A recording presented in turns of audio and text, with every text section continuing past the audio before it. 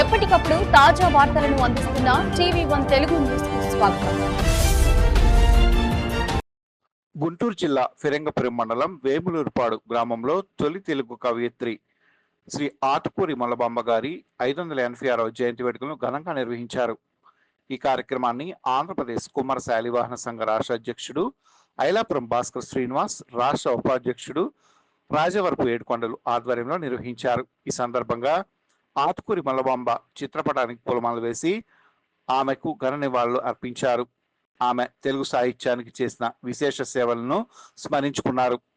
తెలుగు సాహిత్య చరిత్రలో శాశ్వత స్థానాన్ని సంపాదించుకున్న ఆతుకూరి మల్లమాంబ గారు నేటి మహిళా రచయితలకు స్ఫూర్తిదాయకమని ప్రముఖ వ్యక్తులు కొనియాడారు. ఈ కార్యక్రమంలో జిల్లా మండల స్థాయి నాయకులు, సంఘ సభ్యులు, గ్రామస్తులు పెద్ద సంఖ్యలో పాల్గొన్నారు. ఈరోజు మల్లమాంబ జయంతి పురస్కరించుకొని వేములూరుపాడు శాలివాహన సంఘీయులు ఏర్పాటు చేసిన ఈ కార్యక్రమానికి రావడం జరిగింది.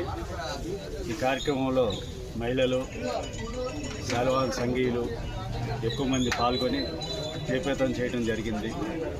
అలాగే ప్రతి ఒక్కళ్ళు కూడా మార్గదర్శకంగా మల్లమాంబ గారిని తీసుకొని ముందుకెళ్లాలని కోరుకుంటూ, మన పిల్లల భవిష్యత్తు చదువు మీద ఆధారపడింది కాబట్టి, వృత్తి తక్కువైంది కాబట్టి ఈ రోజుల్లో చదువు మీద శ్రద్ధ చూపేటట్టు చూసి తల్లిదండ్రులు వారి బాధ్యతగా స్వీకరించి పిల్లల్ని మంచి చదువులు చదివించి ఉన్నత విద్యను అభ్యసించి ఉన్నత పదవులు అభ్యసించేటట్టు, ఉన్నత పదవుల్లో ఉండేటట్టు కుటుంబ సభ్యులు ఎక్కువ కష్టపడి వాళ్ళని ముందుకు తీసుకెళ్ళాలని కోరుకుంటూ సెలవు తీసుకుంటున్నాం. ఈరోజు 586వ కవయిత్రి మల్ల జయంతిని ఈ గ్రామంలో జరుపుకుంటూ మేము ఎంతో సంతోషిస్తున్నాం. అట్లానే ప్రభుత్వ పరంగా కూడా ఈ కార్యక్రమం చేస్తున్నందుకు మేము ఎంతో గర్వపడుతున్నాం.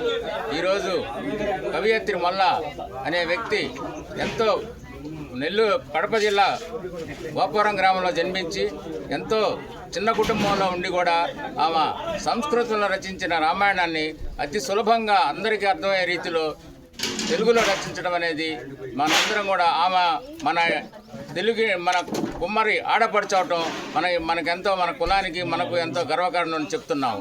కాబట్టి రాబోయే రోజుల్లో స్త్రీలకి ఉన్నతమైన స్థితికి వెళ్ళడానికి అదొక ఉదాహరణగా ఆమె అందరికీ తెలిసేటట్లుగా చేసింది.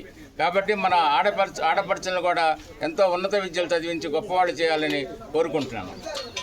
జై శాలివాహన.